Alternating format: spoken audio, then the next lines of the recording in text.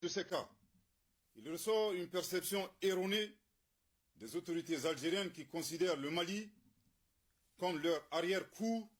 ou un État paillasson sur fond de mépris et de condescendance. Par ailleurs, le gouvernement de la transition prend en témoin l'opinion nationale et internationale et les invite à constater l'écart entre les manœuvres d'hostilité des autorités algériennes d'une part et d'autre part la responsabilité qui leur incombe au moment où elles siègent au sein du Conseil de sécurité des Nations Unies, l'instance chargée principalement du maintien de la paix et de la sécurité internationale. Le gouvernement de la transition, tout en condamnant cette attitude, exige des autorités algériennes de cesser immédiatement leur hostilité. En outre, les relations de bon voisinage exigent des comportements responsables qui doivent être guidés par le sens de l'empathie et le respect mutuel. Le gouvernement de la transition serait curieux de savoir le sentiment des autorités algériennes si le Mali devrait accueillir au plus haut sommet de l'État des représentants du mouvement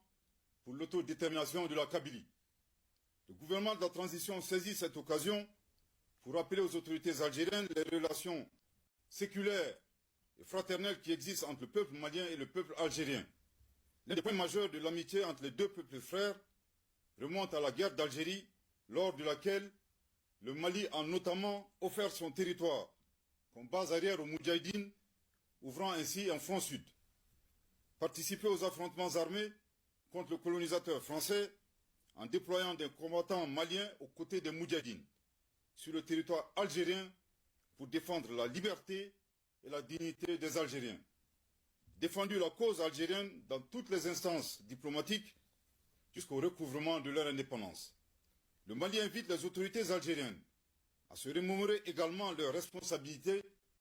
dans la détérioration de la situation sécuritaire au Sahel. S'il est vrai que l'intervention de l'organisation du traité de l'Atlantique Nord, OTAN, a exacerbé la menace terroriste, il n'en demeure pas moins que c'est l'installation dans le Sahara du groupe salafiste pour la prédication et le combat, le GSPC algérien, puis son allégeance à Al-Qaïda, qui marque l'avènement du terrorisme international dans la région. Le Mali réaffirme son attachement à la promotion des relations amicales et harmonieuses avec l'ensemble des États du monde, sous respect des principes guidant l'action publique au Mali, définis par son Excellence le colonel Assimi Goïta, président